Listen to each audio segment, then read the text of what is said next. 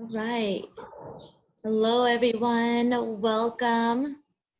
Hello. Welcome, everyone, to the Career Center workshop on virtual interview strategies and salary negotiation. A quick few announcements. Congratulations to all the students who graduated. Really proud of you all. We're excited to be here and support you all through this next step in life. Just to review some of the Career Center services that we offer, as an alumni, you have access to make appointments and to attend our workshops for up to a year after you graduate for free. We are open all summer and taking student appointments. So if you need help with that job transition, definitely reach out, make an appointment through Handshake. After that year of free service, I believe you can pay, I think it's like $60 for 6 months of service. However, the career expos, the job fairs, those are always going to be open and available to you for life. So this session is a part of our alumni series workshops. We had a few yesterday. We have one tomorrow on LinkedIn.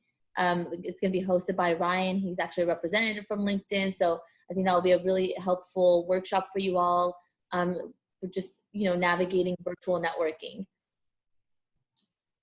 And we also have alumna Lisa Collins, who will be speaking to students tomorrow as well. And she's currently the director of HR at Netflix. And she was a CSUDH student. So we're excited to have her share some of her advice to you all, and it's also going to be a Q&A section as well. On Thursday, we have the COOP. It's an organization that provides a marketing professional development program for students who just graduated. So it's a summer program that's free of charge, and it really helps you connect to different marketing companies. And so it's definitely a good opportunity if you're interested in marketing or data analytics. And then Friday, the final session is we have a guest speaker, Demario Davis. He's an NFL football player for the New Orleans Saints, but he's also a huge advocate.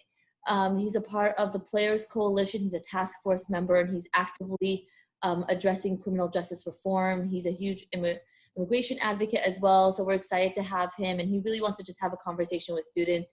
He'll take a few minutes to share a little bit about his story, but he really wants to hear from you all as well. So we're excited to have that. So just make sure you RSVP on Handshake.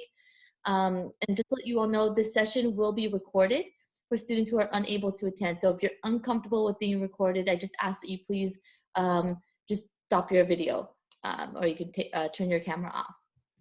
All right, so I'm gonna go ahead and pull up my screen. We'll go ahead and get started with the workshop. Alrighty.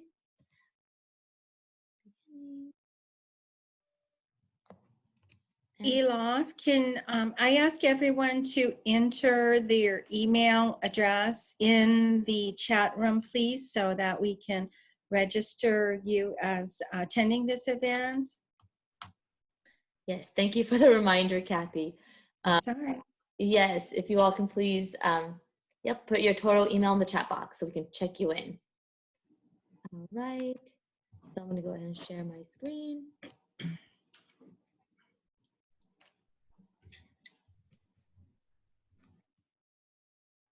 Alrighty.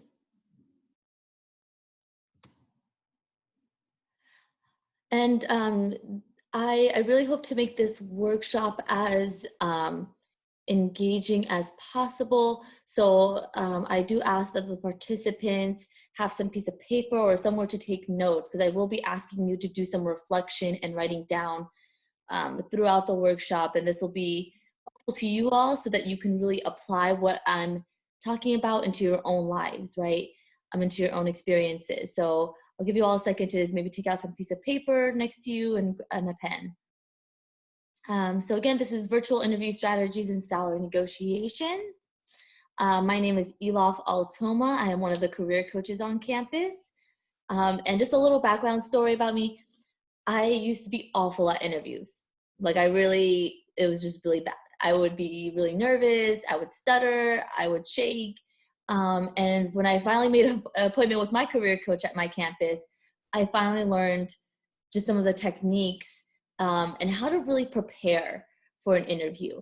And that really just allowed me to feel more confident going into an interview. So I'm excited to really share a little bit more about the things I've learned to help you all feel confident going into your next interview. So we're going to go over virtual interview strategies. We're going to have a quick Q&A and a 5-minute break just to do some stretching. I know it's a long session, a lot of information, and then we'll go into salary negotiations. This workshop will cover NACE career readiness competencies. So NACE is a National Association of Colleges and Employers. So this huge network of companies and universities, they take these surveys and they say, these are the qualities and the competencies we want when we hire a recent college graduate. And so these are definitely the things that you want to consider communicating and reflecting in your interview, right? If thinking about some of the skills that you want to present. But for this workshop specifically, we will be talking about critical thinking and problem solving, oral and written communications, and career management. I will have you think of some skills later on that you can practice with. So if you wanted to maybe write some of these down, some that you feel that you possess or that you've developed over your experience. So definitely take a few seconds to write them down because they will come in handy as we go throughout the workshop. Right, so virtual interview strategy. So we're going to talk about what you do before the interview, what goes on during the interview, and what you do after. I really like this quote. It's, I believe luck is preparation meeting opportunity. If you hadn't been prepared when the opportunity came along, you wouldn't have been lucky. And I really like this quote by Oprah because it's really about being prepared, right? And really doing the work before you go to interview so that you can feel confident about yourself and you know what you'll communicate. And hopefully that opens up opportunities. So you want to ask yourself, before the interview, is this the right job for you, right? Ask yourself what excites you about this job, about the job description itself. What's important for you to have in your next job. Maybe you need flexibility. Maybe you need, someone who's gonna be that mentor, right? Or provide you with a lot of professional development. So really ask yourself these questions and really ask yourself, how will this job help you take the right step closer to your goals, right? And really asking, what are the skills that you want to develop? And does this opportunity allow you to develop those skills? And then you really want to ask yourself why you want to work with this company, right? I think that's going to be a really important question. And it's really important to really research the company before you go into the interview. Visit their website, gain an understanding of what they do and how they do it. Reading their mission statement, their values, any new initiatives that you should be aware of. If you can find their annual report, that usually gives you a good idea of like who they are and some of their programs and initiatives. Know who the CEO or president of the company is. And I know some people will also look at other third-party like news articles about the company. Those are also helpful just to give you a better understanding of maybe company culture or just different initiatives that the company is working on. You want to try to connect with the company or with people in the company through social media or LinkedIn, right? Use these as tools to really build that connection with the company. And especially LinkedIn, because you might find that you actually know someone who works there, or you might have a friend who knows someone who works there. And those are always the best way to learn more about the company from an inside view. So definitely use LinkedIn as a tool for that. Again, we have a LinkedIn workshop tomorrow with a representative from LinkedIn, and he'll really go over just how to use it as a networking tool. But something you can do is like, if you find someone that does work there, maybe they were a DH alumni, right? Feel comfortable sending them an email or a message on LinkedIn, saying, hi, I saw your LinkedIn profile and that you went to CSUDH and that you currently work at the LA probation office.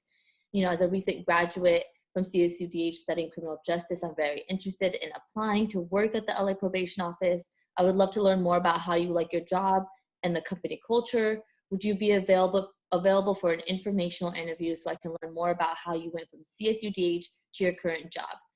I'm available Monday through Friday, anytime after 5. I look forward to hearing from you. this is normal to reach out to individuals, you know, and to ask for that kind of support, or just ask for, like, you know, questions about their experiences working in a company. So definitely feel free to do that. And you're not going to always get responses, but you might get one person who's willing to share their insight. You also really want to study the job description and really have an idea of what your main responsibilities would be if you got that job, right? You want to, like, go through that job description and highlight the skills that they mention often that seem really important to them, and write them down, right? Highlight them, make a list of all the skills that they're looking for. Now, mind you, you might not have all of those, right? And that's okay. You should still, you know, apply for these positions. But you want to focus on the skills that seem really important to them, and then really think about what are those skills that you have that you bring to the organization as well. So you want to try to find some commonality between your skills and the skills that they're looking for, because that's really going to shape how you prepare for the interview, because you want to present yourself as the things that they need, the company.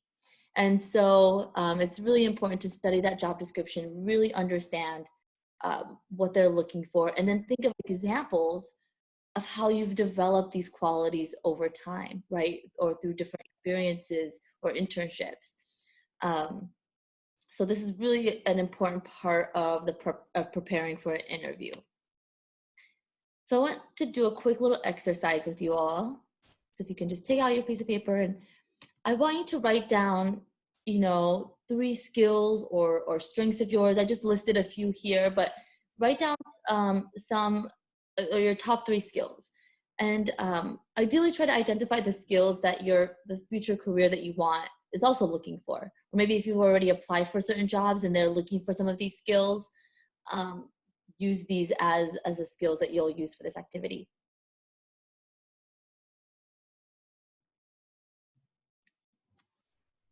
And for those of you who entered a little bit later to the presentation, if you would please put your email in the chat area so that we can be sure that you're accounted for this event. Thank you, Kathy. Thank you. All right. So next to those 3 skills, I want you to draw an arrow, and I want you to write down, where did you use these skills or develop these skills? Was it through an internship? Was it through work experience or maybe volunteer experience? Was it through your classes at CSUDH? Or maybe it was through student involvement, sports, or even maybe just personal life, right? Maybe from just life itself, you've gained some of these skills. So I want you to do that for each of those 3 skills that you wrote down.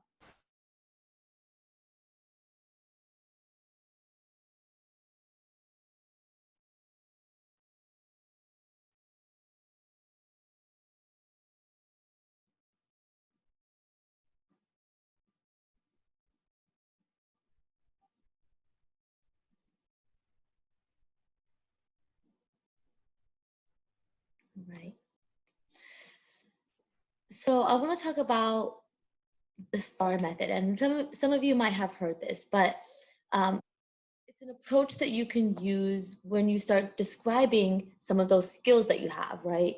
Because it's not enough to go into and just say, "Oh yeah, I'm a great, you know, problem solver," right? They want to hear specific examples, right? They want you to paint a picture for them of how you are a problem solver, right? Or how you take initiative. And so the STAR method will allow you to prepare kind of these concise but clear and straight to the point responses to reflect the skills that you have. So the STAR method. So first, you always want to listen carefully to the question. And really make sure you understand the question as well. If you don't understand, don't be afraid to ask for clarification. And if you feel like you need more time, right, to just ask for a second, that's okay. But the first part is the situation. You want to describe the specific situation that you are in, the who, the what, the where, the when, right? Second is like describing the task, explaining the task you had to complete, highlighting any specific challenges or constraints, deadlines, or issues. And then you want to describe the specific action that you took to complete the task. And then this is, should be highlighting the specific traits that the employer is also looking for. And then you want to highlight the results. So I'm going to show you all an example because I think this will help. So the interview question is, how have you dealt with pressure or stressful situations? Now, again, the skill that you're highlighting should also be a skill that they're looking for. You want to show them that you fit their job description, right? So if this is one of the skills that's highlighted in the job description, this is what you might want to use to develop your STAR responses. So the example is from a student organization, the Accounting Society. So you might say something like, I deal with stressful situations by staying organized and taking one thing at a time. For example, so this is where you go into the situation, the who, the what, the where, the when. As vice president of the Accounting Society, I collaborated with 3 other students to host a networking recruiting event with local organizations in the accounting industry. So your situation should be really brief. It shouldn't take too long. It should be one sentence just to help kind of paint an idea of like where you were, what you were doing at the time. The task. So the task, I was coordinating in all communications with 20 companies that signed up and over 100 registered students. We were 2 weeks away when one of the students in my committee dropped out. That's when I really began to stress out because I also had midterms the next week. So again, the task should be like addressing the question, right? They asked specifically about stressful time. So you want to make sure that you're kind of helping them understand what that stressful time was. The action. So this is where you get to show them what you've done, right? Or how you use the skills that you have. So I called the other student and we created a list of tasks that we needed to complete. I created a Google Excel sheet with our responsibilities and prioritized them by their due dates. I used my planner to stay on top of my studying. My effective organization skills allowed the event to be a success and I passed my midterms. And then you can add something at the end, like throughout my time at CSUDH, I truly developed my organization skills and ability to multitask and meet the deadlines. I believe these skills would be a great asset to this position. You always want to kind of bring it back to the position and back to the company, right? I wouldn't encourage you just to end on the result, but rather, again, you want to tie it into like how this skill is going to be helpful to their organization and their company. So what I usually do to prepare for my interviews is I'll think of the 3 different skills that they're looking for, and I'll start developing, before I even go to the interview, I'll start developing my STAR responses. And I'll think of examples, I'll think of maybe 2 or 3 examples that reflect how I'm organized. I'll think of 2 or 3 examples that reflect how I might be a good collaborator, or 2 or 3 examples of how I might be good at communication, right? And I'll take that in with me to the interview, right? Because I'll practice that. And the more that you can practice your responses, the more comfortable you're going to feel when you're actually doing it in the interview. And so I'll be sending you all a list of, it's kind of like a worksheet with this format in it as well. So I'll include that in the email I send after the workshop. Just please make sure if you haven't done so already, that you input your total email into the chat box so we can check you in and I can get you these documents. And really the key is to practice, y'all. Practice, practice, practice. The more that you can say these responses, the more comfortable you're gonna say it, in front of the interviewer. Anytime you do something for the first time, it's always gonna feel a little uncomfortable, but the more you can respond to these questions, these general interview questions, the more comfortable you're gonna feel. And these right here are the most common. They're gonna ask you, tell us about yourself. Now, I always get asked, how do you respond to that question, right? Like, what do you say? And you obviously want to let them into who you are, but you also want it to be relevant to the position itself. Give them an idea of like, why are you applying at this company? Like, is it the field? Are you applying to education? Tell us about what drove you to go into education. give the reader or the interviewer an idea of who you are, like why you've chosen this field, what intrigues you about this field, right? And then the position itself. But again, the more that you can practice these questions, the more that you'll feel confident going into the interview. And I also encourage you all to use the interview stream. So this is the link here, but this is a really great resource that you all have access to as students. And pretty much you can set up, you can conduct an interview. So you pre-select the questions that you want asked, and it will record you interviewing, and you can rewatch it to see how you did. Again, the more that you can practice, the more comfortable and confident you're going to feel about your responses going into the interview. Any questions at all about anything we've covered so far? All right. Please feel free to just unmute and share your question if you have one. Also, something you want to do before the interview, you definitely want to check your internet connection. You want to make sure your camera's working, your microphone is working. You want to find an ideal background that isn't too distracting, right? You really just don't want anyone kind of walking behind you or things that could be too distracting behind you. You want to make sure that you're in a quiet, well-lit space. And I know that's difficult, especially if you have, family in the house. So definitely just try to see if you can, just communicate that with family or siblings, just to make sure that you have that privacy so that you can really be fully focused. But before the interview, you usually want to do like a test run, right? And just make sure that the lighting, the sound, and everything works. All right, so I'm gonna go over some tips about what to do during. So 10 minutes before your interview starts, you definitely want to turn off your phone, right? You don't want it to be buzzing or distracting you. You don't want to chew gum. You want to make sure you really get situated a few minutes before and that you're able to be on time to your interview. You definitely don't want to have any technical difficulties, in the beginning, and that would make you late. You also want to have a copy of your resume with you because that's what they're going to be looking at. They're going to be looking at your resume, and they actually might ask you some specific questions about your resume. So definitely make sure you have that on hand and that you're prepared to answer any questions related to the information that's on your resume. You'll definitely want to have a notepad near you to take notes. And maybe you have specific notes as well for your interview. You might learn more about the position and the job description through the interview, so you definitely want to take note of that.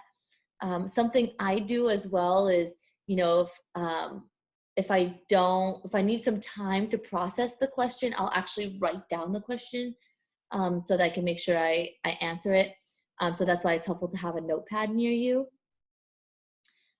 Remember the interviewer's name. So the person that you've been communicating with, who set up the interview, or sometimes they'll set it up, you'll get email communications letting you know who the interview is with. You definitely want to remember their name. And if possible, try to find them on LinkedIn, learn a little bit more about them before the interview. And then just remember to take a deep breath.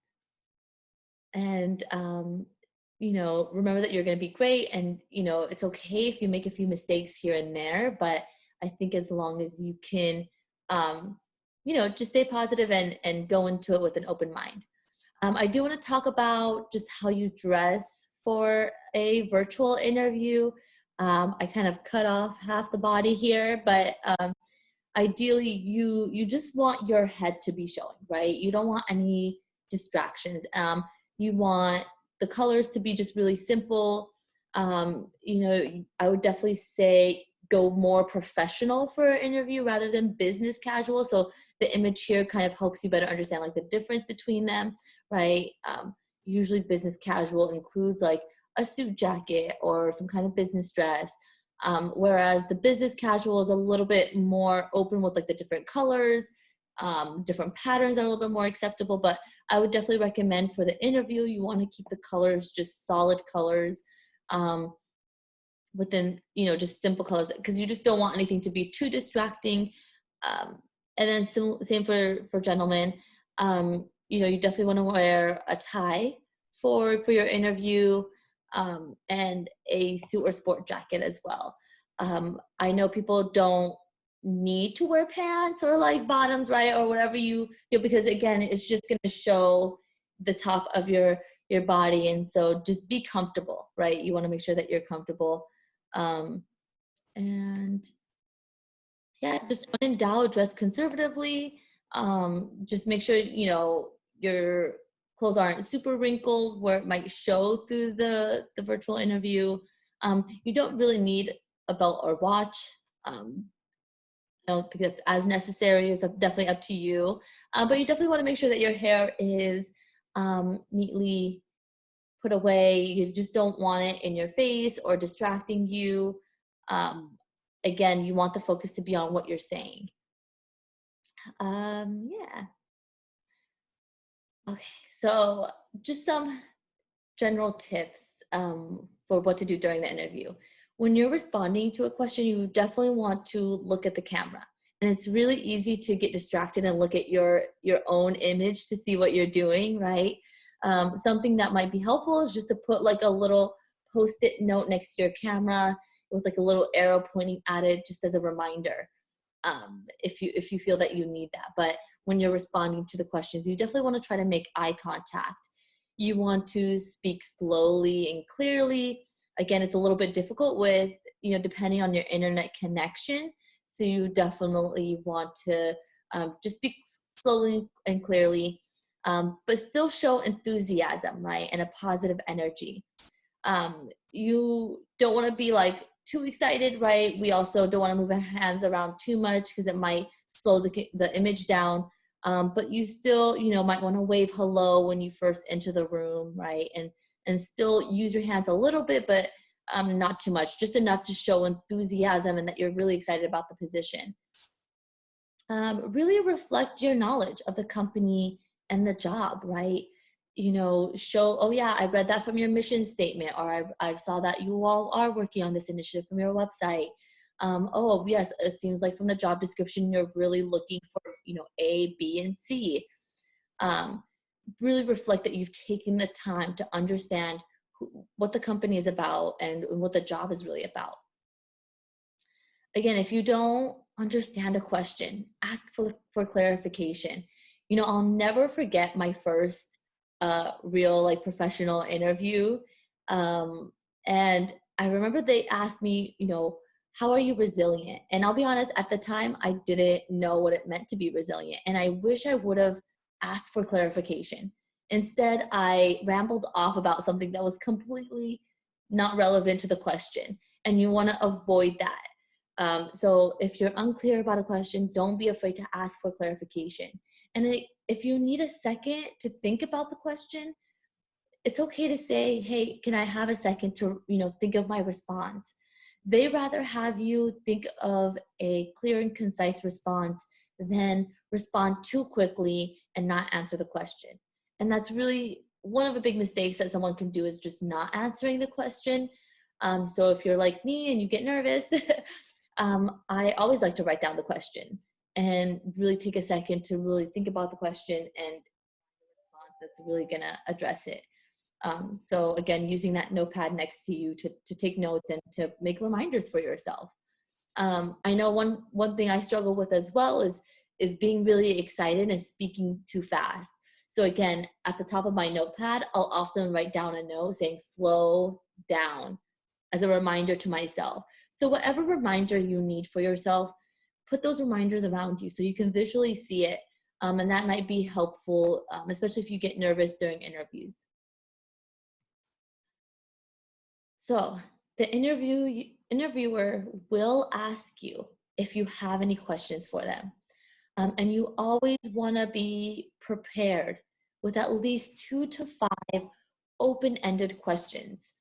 And these are just some of the questions that you can ask, but as you're researching the company website or the job description, make notes of any questions that are that you have, or any things that you want clarification on about the organization, right? But these are some general questions that are always really good to ask, right? How would you describe the management style at this company? What kind of training do you provide? What are the opportunities for growth in this position? What is the greatest challenge of this job? And what do you enjoy the most about working here? You, the interview is not just them interviewing you. You are also interviewing them.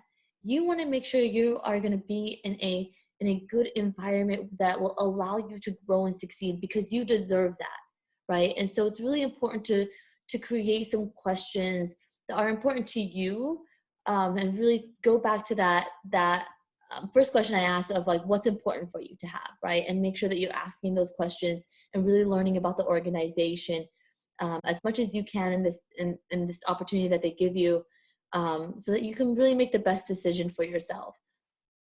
You also want to avoid asking questions about salary or benefits during the interview. Usually that's something you want to save for once they have already offered you the position. And again, we'll talk more about that as we go into salary negotiation, but I do want to let you all know that, you know, some companies might ask you about your salary history. And in the state of California, although it is illegal to ask that question about your salary history, here are some general responses that might be good without kind of calling them out on it, right? You can say, you know, I'd like to see if I'm a good fit before we discuss salary. I'd appreciate it if you could make me an offer based on what you have budgeted for the position, and we can go from there. I'd like to learn more about the role before I set my salary expectation. And as we move forward in the interview process, I expect my salary would line up with the market rates for similar positions in the area. And again, we'll talk more about how you can find that information, but just be prepared. They might ask you that question in the interview, and you don't want to give them like a number, right? You don't want to lose your bargaining power. And so these are some good responses to kind of avoid that question.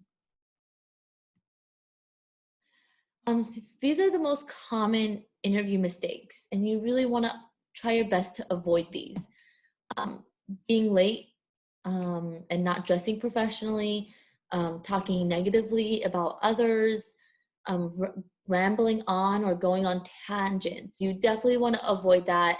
Again, referring back to the STAR method that we reviewed.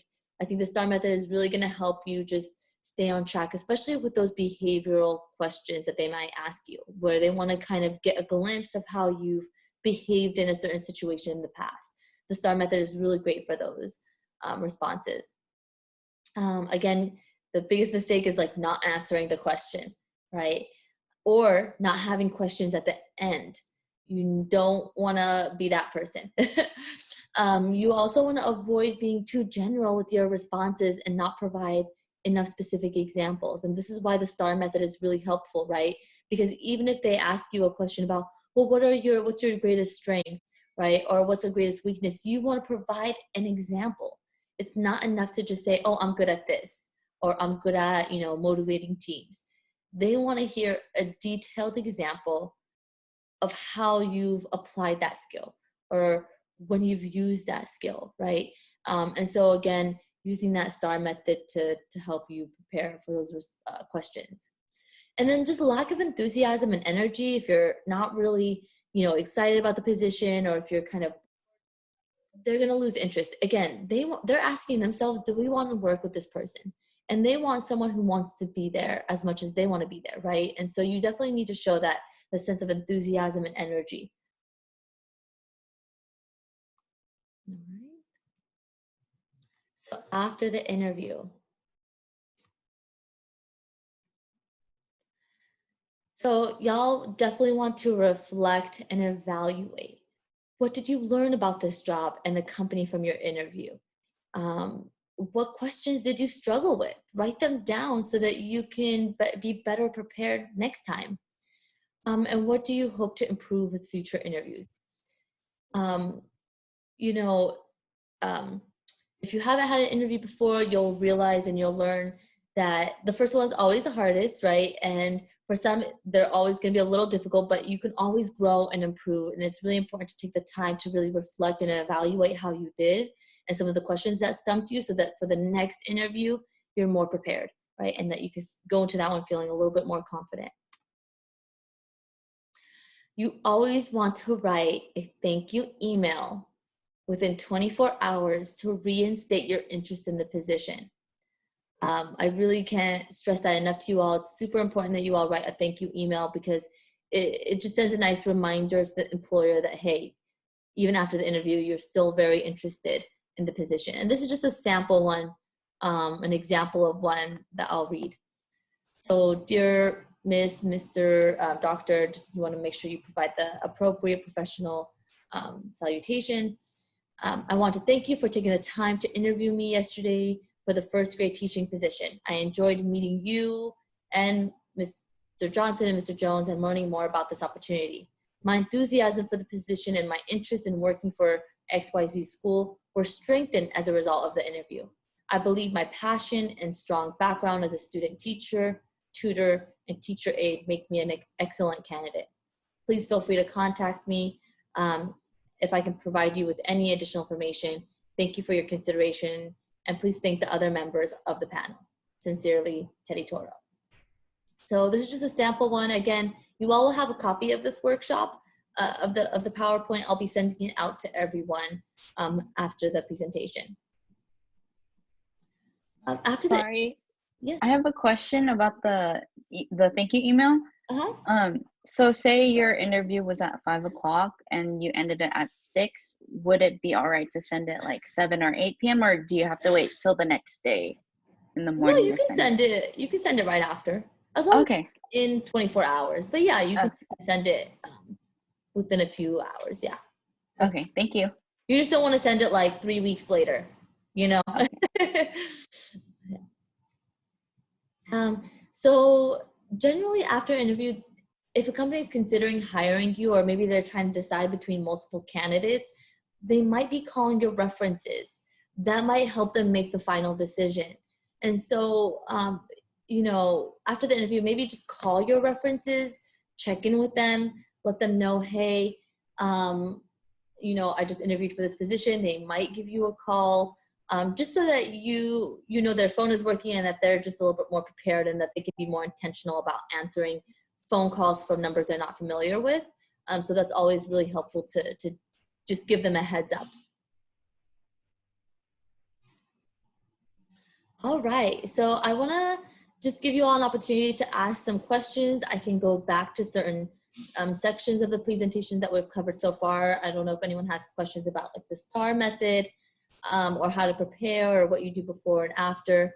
But I'm going to take this time to just answer questions. If I see JS raise your hand, you can just go ahead and unmute and ask your question. It's kind of about the references, because you know sometimes they ask you for personal and professional references.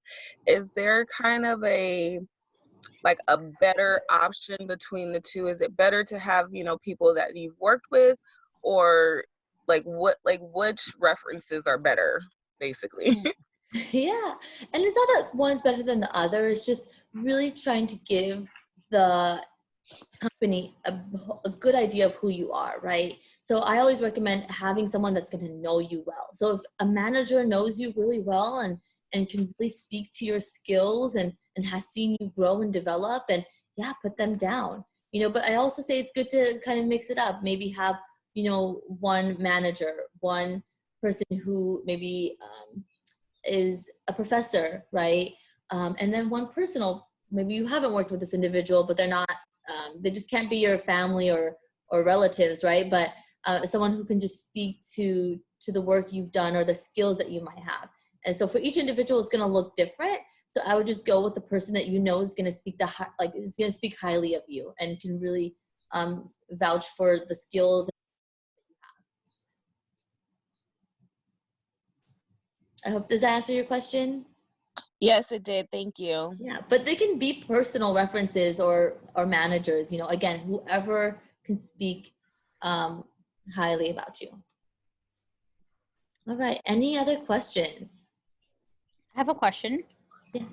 I just went to an interview, and one of the questions that they asked me, I wasn't sure how to answer it, for the fact that she said, how do I handle gossip? And then she said, would you tell me?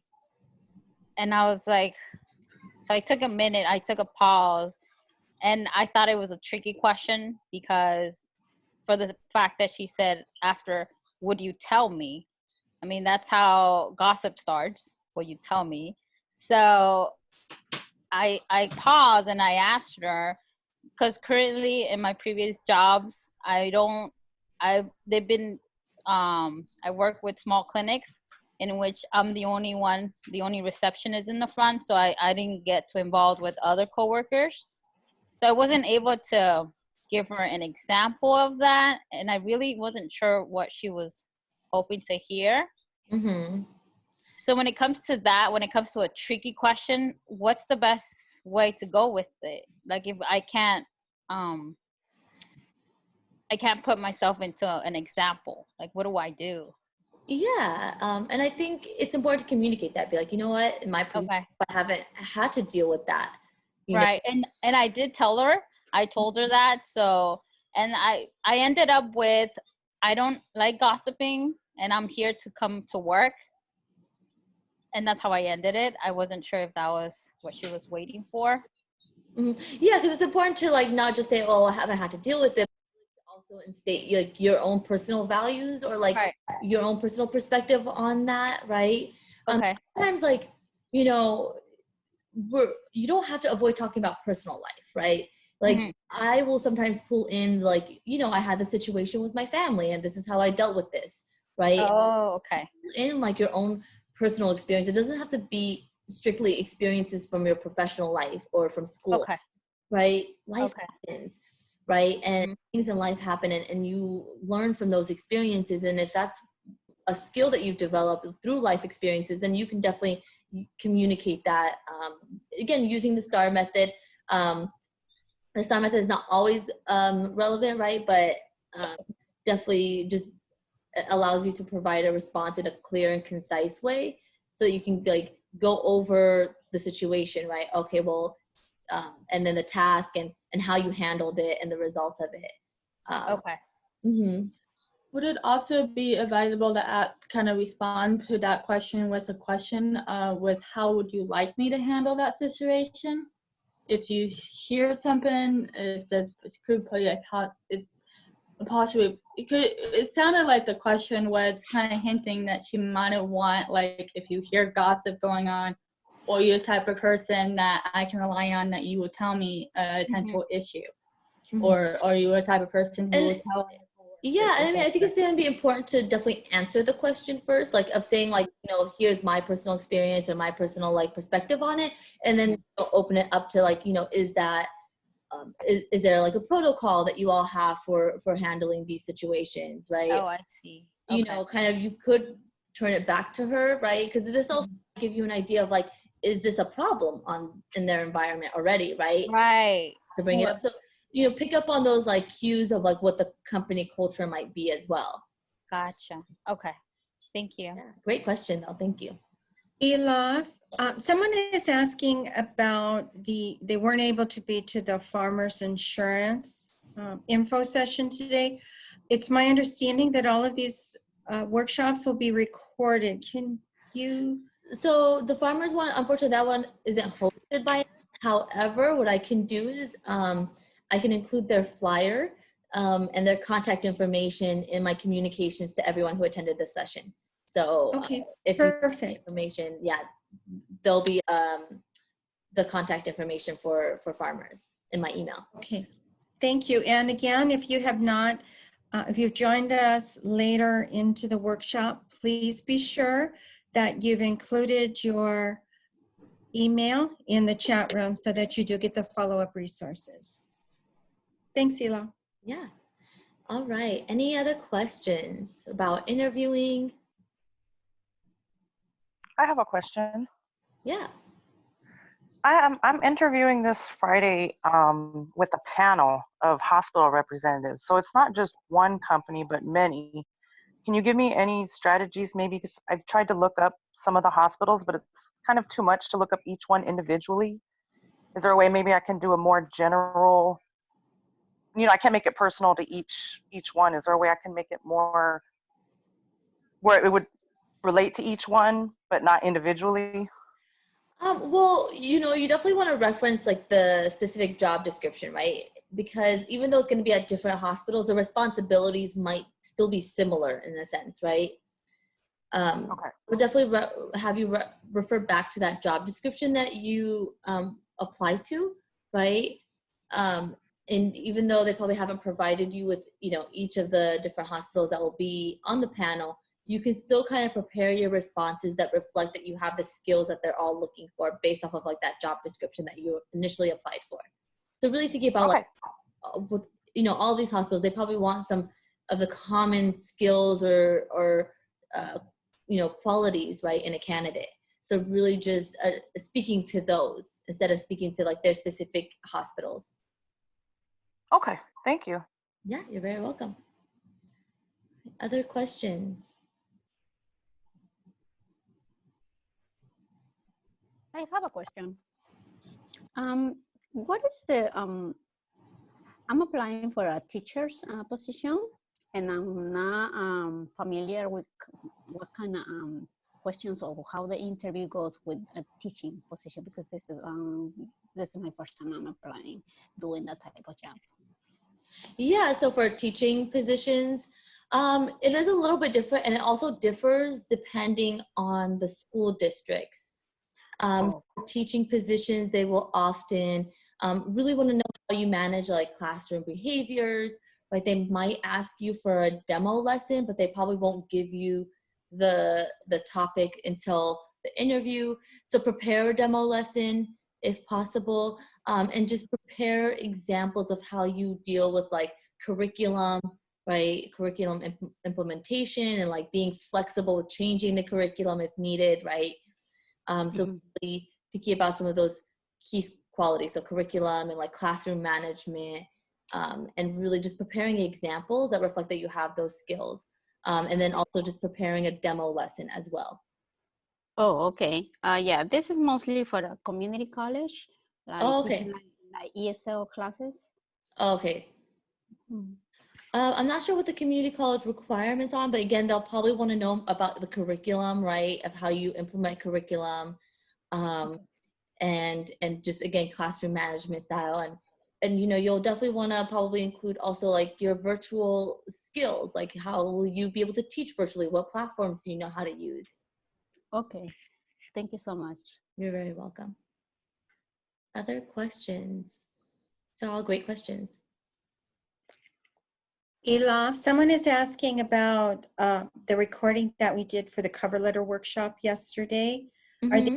Can students find those recordings? Yeah, I'm still in the process of uploading them onto YouTube, our YouTube channel, because that's really the only way, because I can't send you the video because it's too large of a file, unfortunately, so I'll have to upload it to YouTube first. But for everyone who attended or RSVP'd, I will send those attendees the YouTube link once they're uploaded at the end of the week. I'm just gonna like upload all the videos first, so that like once I send it, like they'll have access to all the like the resume, the interview strategies, and the cover letter videos. So I'll be sending an email out to all students who register to these events with a link to those. So just thank you. Thank you. Other questions? I have a quick question. So I stopped working around 5 years ago to take care of my kids. And during that gap, I started coming to school again and trying to better myself so that when I do go back, I have a career to go to. But I'm really scared about like the interview process and them asking me about this long gap. How can I talk about it without it sounding bad, I guess? Yeah. And for the most part, employers understand, right? Our understanding, I think, as long as you're able to communicate, hey, I wanted to go back to school. I wanted to learn more about myself and my career and support my family, and just communicating that to them.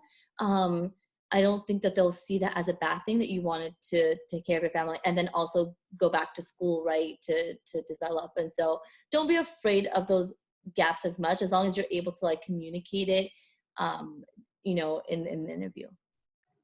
Okay, thank you. I've had people tell me probably don't mention that you left to take care of, your children, just talk about the school. So I didn't know if like I should be hiding the fact that. And I think everyone has definitely their own perspective on it, but you also don't want to work for a company who doesn't know that you're a parent, right? That doesn't support Exactly. you as a parent, right? Like, at the end of the day, you want to be honest about who you are. And if a company is gonna, knock points off for that, then is that the company culture that you want to be a part of? Okay, thank you. Yeah. Great question though. Any other questions? I have a question. Yeah. So I'm applying for counseling jobs, and I noticed that, so I have an interview for a counseling position on Thursday, and I noticed that the application was pulled before I finished completing my application, and so I wasn't able to, I didn't have time to insert my references. Would it be okay to send my references even though they didn't ask me and I have an interview? I would have your references prepared, like on a document, and then maybe like in the interview, you can let them know like that you'll provide it to them if they'd like. Okay. Yeah, Thank you. have it prepared during the interview in case they might have like missed it or for some reason you can just send it to them right away. But definitely bring it up in the interview. Okay. Thank you. Definitely. And I saw another hand as well from Alondra. Yeah, I just have a quick question regarding like the references. I know that for some job positions, they will actually do like a whole background check and, really go into details. I just want to know, like, when you're answering those questions, like, oh, why were you working with this employer? When they follow up on the timeline, like how important is that to be as specific? Like how crucial is that regarding like passing those background checks during that reference question? Well, the references you provide aren't necessarily always like your employer, right? They're just people who can like, maybe it was like your most recent supervisor and like, a mentor or something, right? But if you're providing the references for each employer, are you asking like how you can kind of prepare for that? Or because oftentimes they can't really ask too many detailed questions to that employer, right? Sometimes they just ask like, did this person actually work here? Was that the question you had? Was it just how to prepare for that? Got it. Yeah. I was just saying like how to prepare, and on their end, like how much, like I guess how far are they gonna like, check on like my response to it? Like if I don't know, I just wanted to be better prepared. Yeah, and they'll only check the references that you provide. So like I might say, okay, these are all the places I've worked. And then here are my references that I would want you to call to learn more about me. So they don't often have to be the same exact thing, but again, each company is going to be different as far as like how far back they call. But if they're calling like your employment, all they're just going to ask them is like, did this person work from this time to this time, as stated in your resume? They won't call to like ask for specific like questions about like your work behavior or anything like that. They'll save those questions more so for the references that you provide. Got it. Okay, cool. Thank you. Yeah. Ela, yes. I just wanted to interject again that someone is asking about what is the YouTube channel. We will follow up. Ela will follow up with an email, as she mentioned. All of the webinars are not yet uploaded. So we will get that to everyone who's attending. And then in addition, there's a question about what if previous employers no longer exist? Mm-hmm. And that happens. All you could do is really put the information on your resume, right, or in the application. And, if that company is no longer there, they're no longer there, and the employer can definitely reach out to you to ask for any clarifications. But I mean, hopefully there's like some like articles or something about the company that they'll know at least did exist. Maybe it's just not in business anymore. Does that answer the question? I have a question. Yeah. Well, I stopped working 6 years ago also, the same as the lady, previous lady. The thing is, like she said, what about you don't have these people work on the company and you have the HR maybe working for the company, but they don't know you. I mean, because it was a corporation, right? So those people that, like you say, they don't give much information. They just give you only the, you know, what time to what time you work over there, but that's it. I don't know how, what to do in that case. So are you asking like if the employer calls the company that you worked at 6 years ago? Yeah. Yes, yeah. So like you mentioned, so they would only say that this individual works from this time to this time. So you just want to make sure that that is similar to what's reflected on your resume, right? But again, you just want to have that open conversation with the employer during the interview. If they ask you, you know, pressing questions about that time off. I still have some people that I know that they work as a manager in the restaurant that I work, and they work for another company. Is that okay to use them as a reference? Yeah, you could definitely still provide their cell phone number as a reference, even though they no longer work at that company. Because they still speak to like what you were like when you worked there, right? When they were your manager. People don't stay in their careers forever, right? They move around, and so they still look when you're providing the personal references that you provide to the employer. You want to be someone that can speak well of you, and it's okay if they're no longer at that company. You'd still want to provide, you know, you would want to say previous manager at that company, and then provide their personal contact, their cell phone or email. Thank you. Hi, sorry, I had a question about references. So would we have to put references for supervisors and managers, or could we do coworkers that we personally trained that still work there now? I mean, it's always going to be a little bit better if you could put the manager who's in charge, but if you feel like the coworker who still works there is going to speak highly of you, your abilities to train and develop people, and that's the type of work you're applying for, them as well. Mm-hmm. Yeah, good question though. Sorry, and then to add on, you stated before that previous professors that you worked with, do you had to have worked with them for like a research paper or something, or can you just like be doing well in their class and then they see your work ethic and then just speak highly of you? You could provide like their emails, or?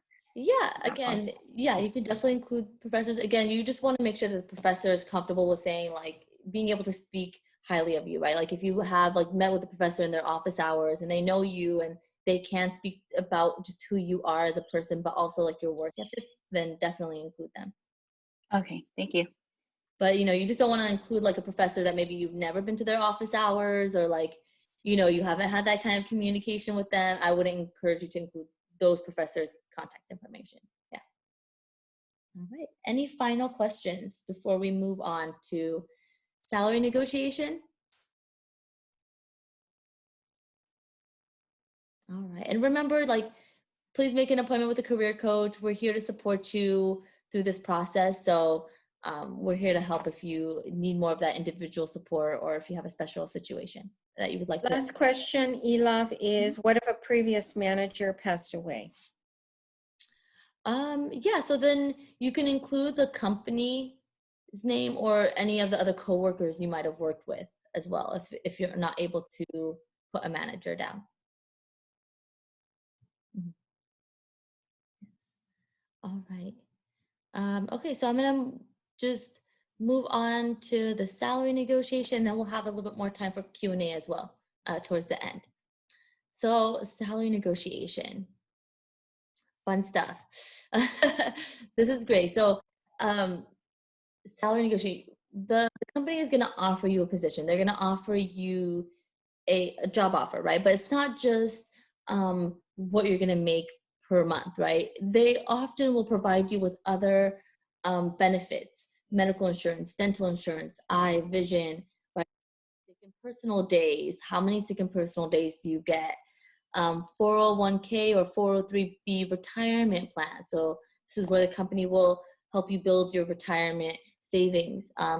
Stock options, tuition reimbursement, dependent care, parking reimbursement, and expense reimbursement. So the company is going to offer you a whole package. It's not just the salary. So that's what they offer once they, they've interviewed you and maybe they've decided they want to hire you. When you're thinking about negotiating your salary, first of all, they're going to always offer you the lowest amount they can, right? Because they are expecting you to negotiate. Now, not all companies run like this, right? There are certain like school districts, right? Education institutions that are very like, this is how much we offer and that's it. But you should always, I think we gotta,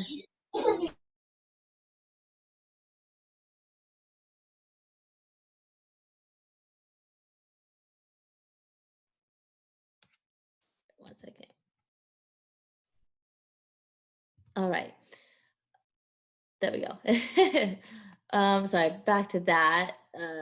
So knowing your value, you all are worth it, right? Like you should negotiate your salary. You deserve it. You have your education now. But it's really important to like really write down some of your accomplishments and experiences, the things that the skills and contributions that you feel like, you bring value to a company. And so I want you all to just take a second. I want you to, write down just on your piece of paper some of like the skills that you have or like the accomplishments, the things that you're proud of, some of the experiences you've had, and just make a quick list of some of those things.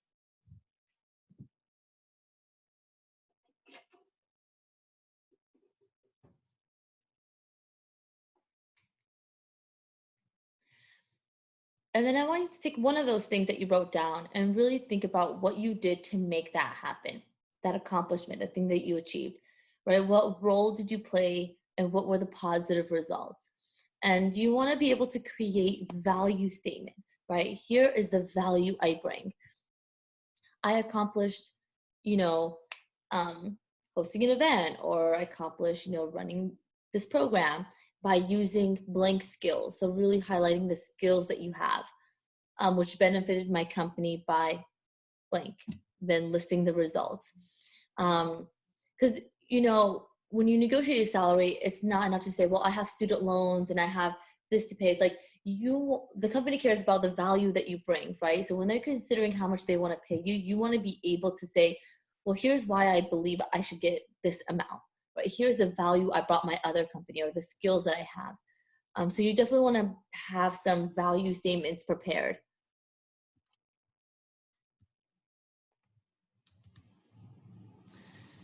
Know your target salary and benefits. So by researching salary ranges for a particular job and the location that you'll be working. So there are these really awesome websites, Glassdoor, Payscale, Salary.com, even LinkedIn.com, where you can put in, okay, I'm looking into marketing analysis positions, right? And it will tell you, and you put like the location, California, Los Angeles area, and it will tell you, here's the range that people are getting paid for this job title. When you're negotiating your salary, you want to make sure that you're getting paid what everyone else in that market or that field is also getting paid, right? And so you have to do some research to understand, well, what is someone in this field getting paid, and specifically in the area that you live in, right? Because it's going to look different across the country. So using these different websites to help you find that information. So one website, you could visit salary.com, and they have a bunch of different job descriptions. So you would want to find the job description that most aligns with the jobs that you're applying to. And then it's going to give you a salary range. It's going to say between this percentile and this percentile, this is how much, the average is. And you want to be able to identify your own target salary. And we're going to go through an example of this right after this. But you want to definitely find a salary range that you're comfortable with, right? You want to aim high, but you also want to be realistic, right? Like and I'll show you an example, but you might not, aim for the 75th percentile because maybe you just graduated and you haven't had full-time experience yet, right? So be realistic, but also still aim high. And then you want to create, like, what's your target salary range? What's the salary range that you are looking for? And then you want to create a realistic monthly budget. You all should know how much it costs to pay your bills, your rent, your insurance, how much money you need for food. And I'm going to be sending out a booklet, a work booklet that can help you kind of break down what your monthly budget might be. And it will go over a lot of these resources that I'm actually providing you all in my presentation, but it's more of like a workbook.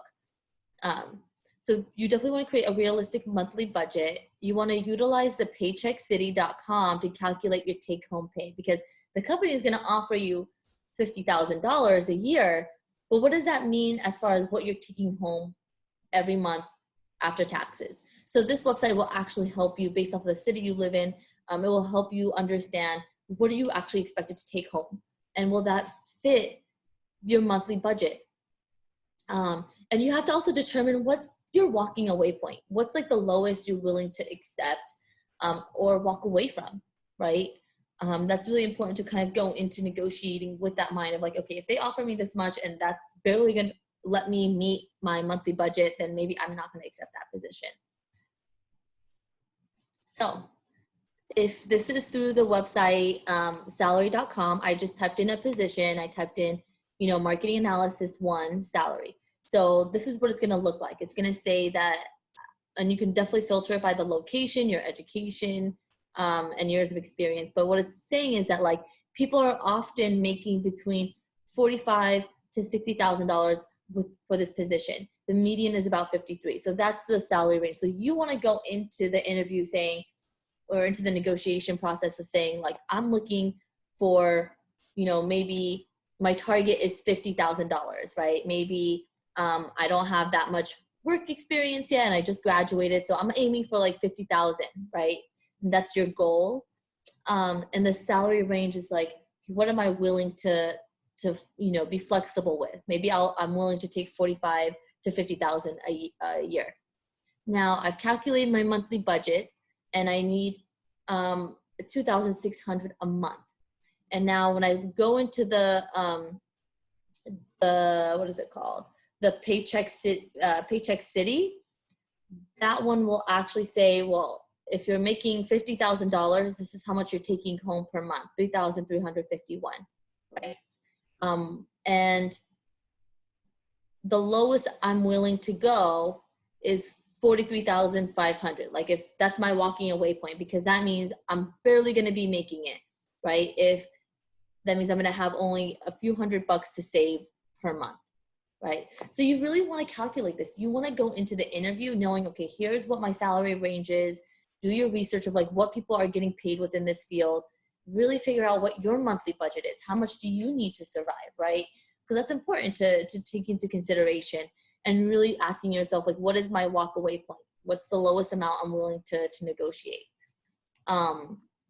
So just doing this research before you go into the negotiation. So when you receive the offer, so if they call you, they might email you, they might say, hey, congratulations, we're offering you this position, right? You always want to thank them. You always want to say, thank you very much for this offer.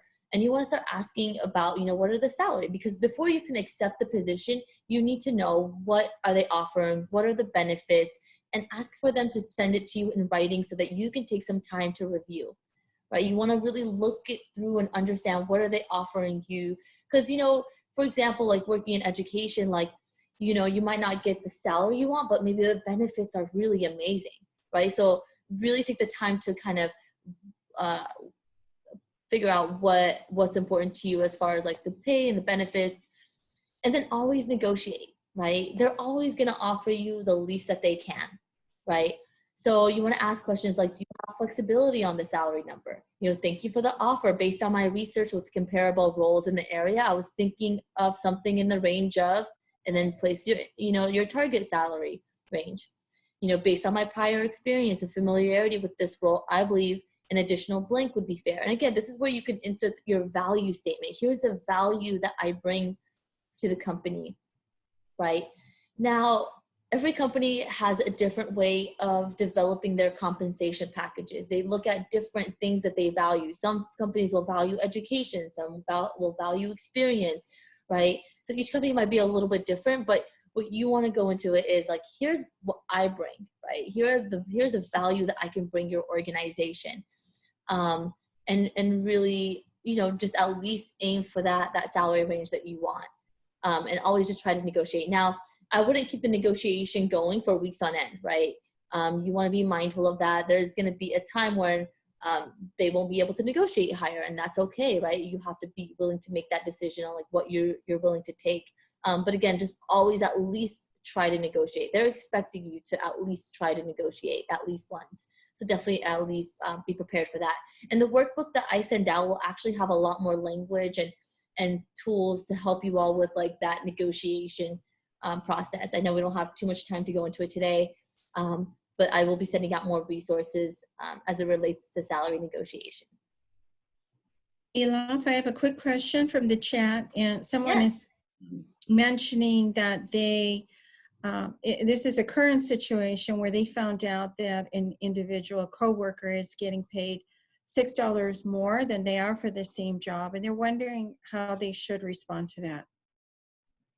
Yeah, I mean, definitely if you're in a current position, I would definitely, you know, try to set up a time to meet with the supervisor to bring up the value that you bring to the company and requesting that salary increase. Again, pulling in research about like, here's what other people in the market are getting paid according to these different websites, right? So, but again, leading with like, you know, here's the value that I bring to the organization, and the workbook that I will be emailing out to you all today, that will actually include a little bit more language around how you can negotiate, like what are some of the things that you can say or lead with when you're already in a job and you're looking to receive an increase or a bonus or to reclassify your salary.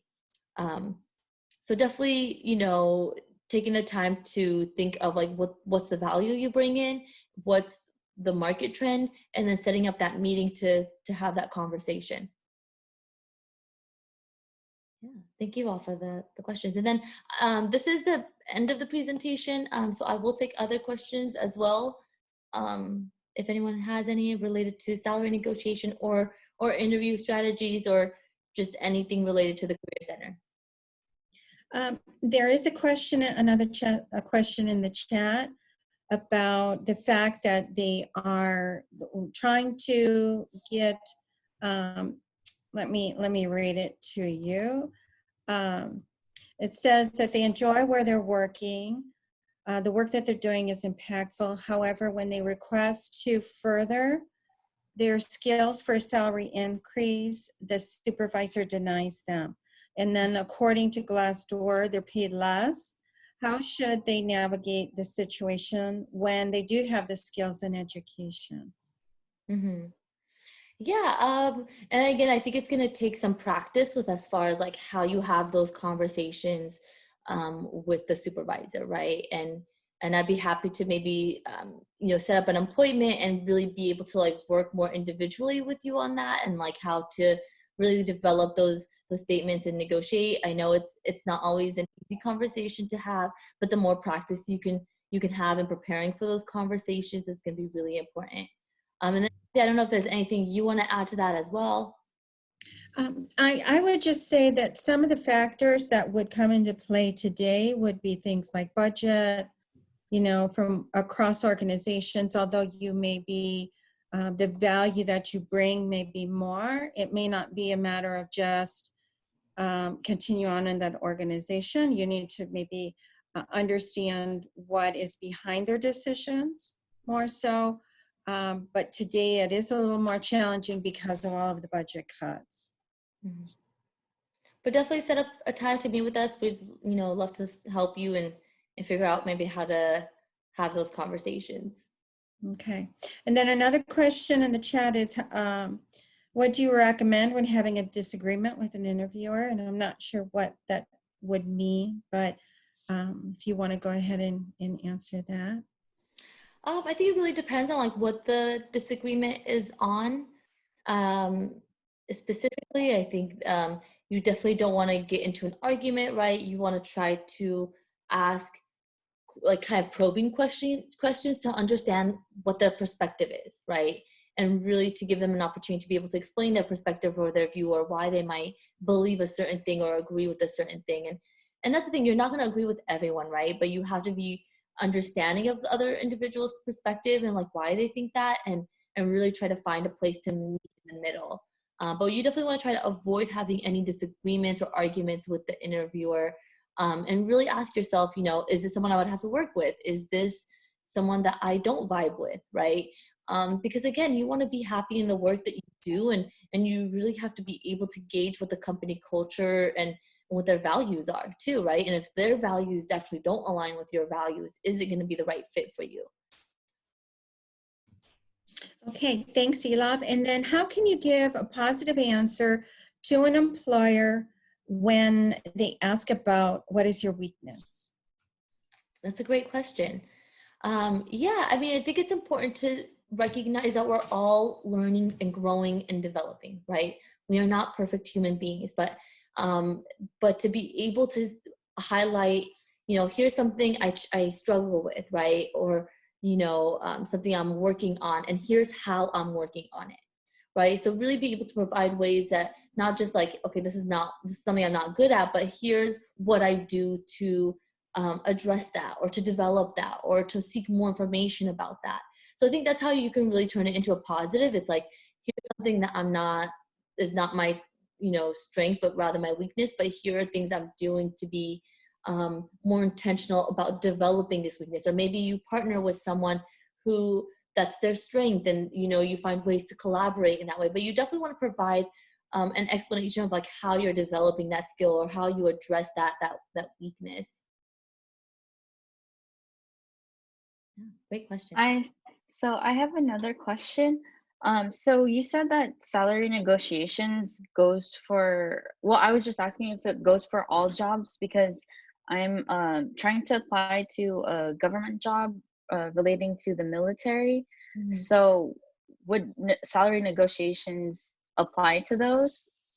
I mean, again, I always recommend trying at least once, right? And if you aren't able to negotiate your salary, maybe you can negotiate the different benefits. Maybe you can negotiate additional sick time, right? And I know that there are like school districts are very strict about it. There might be different departments within the government that are pretty firm about their pay. And then I know grant funded positions have to be very strict about it. But again, I think it's always worth a shot, right? You miss 100% of the chances you don't take. And I think you should always try, and they'll let you know if there's no room in the budget for that. Or maybe you can, again, try to negotiate other benefits, right? Or additional vacation time, or whatever it may be to offset that. Okay, thank you. And then, sorry, I just had one more question. How do we set up an appointment for individual career counselor time? Yeah, I'm just gonna go ahead and just show you all, because we've actually had a few questions about this during the past few workshops. So I'm just gonna go ahead and log in to Handshake. I'm hoping everyone knows how to get to Handshake, but I'm gonna just go ahead and show you all just in case. All right, so you can access Handshake in a few different ways. One way is actually just going to your MyCSUDH portal. So you can just go to your MyCSUDH portal, and you'll notice on the left-hand side is the Handshake button. It doesn't show up on mine because I'm a staff member, but right here it's going to show up a Handshake, right? And so once you go there, you can type in. So that's one way to access it, or you can just go to csudhjoinhandshake.com. Maybe save it as a bookmark if you can. And then I'm going to show you how to make an appointment with the Career Center. So I'm just logging in. Just 1 second. All right. So this is what you all see when you log into Handshake, right? And and then you would go to Career Center at the top right hand, and then you would go to Appointments. And then you can just schedule a new appointment. Okay, thank you so much. Yep, no problem. Any other questions? I have a question.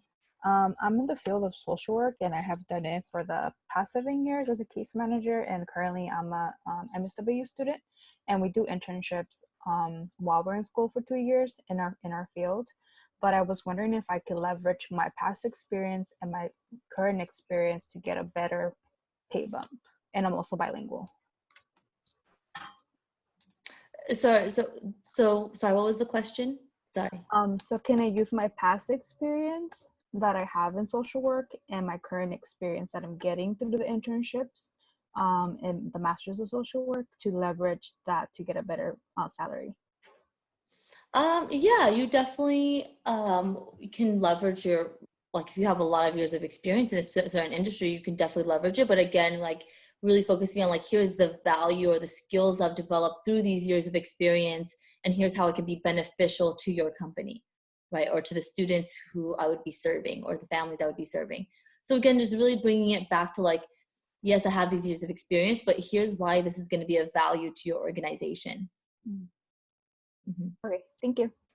I just saw another question about having access to the Career Center after you've graduated. So to all students who have graduated this year, you have a whole year to use the Career Center for appointments and workshops. So a whole year for free to utilize our services and to help you all navigate the job search process. I have a question. I'm looking forward to working in an organization that will pay. I've heard that there's some organizations that will pay you or school to continue getting your master's. Mm-hmm. How do I bring that up? Do I bring that up after I get hired or in the hiring interview process? You definitely want to make sure you save that question for once you've been offered the position. Okay. I provide you with your salary options.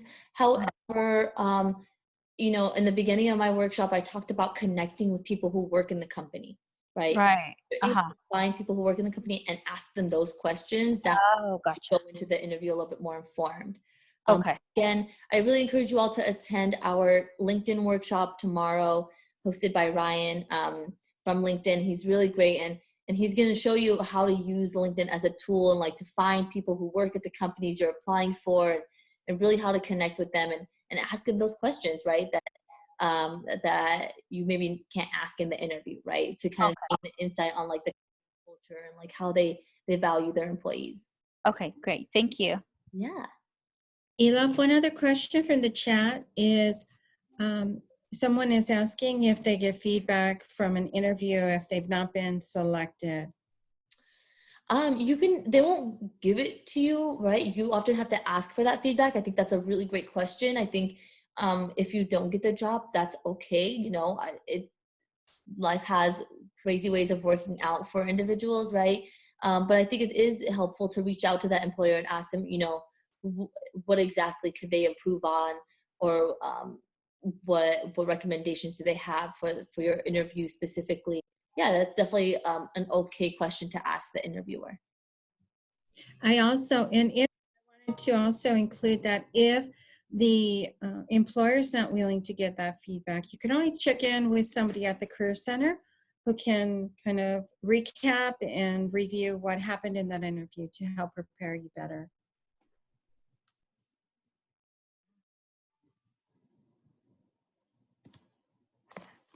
Any other final questions? Awesome. Well, again, we're here to support you all. We're open during the summer. Please reach out to us. We really want to help support you all, you know, as you all transition from college to careers. And I know I definitely wouldn't have made it here without the support from my college career coach. So I'm excited to be able to provide that support for you all as you navigate this new journey in life. So definitely stay tuned. I will be sending out an email with a few different resources from this workshop, including the PowerPoint itself. The recorded sessions, I'll have to upload at a later time this week to YouTube, and then I'll be sending out an email with all the recorded sessions from this week. So thank you all again, and we hope to see you at the next workshop. All right, take care. Thank you. Thank you so much. You're welcome. Thank you. Thank you so much.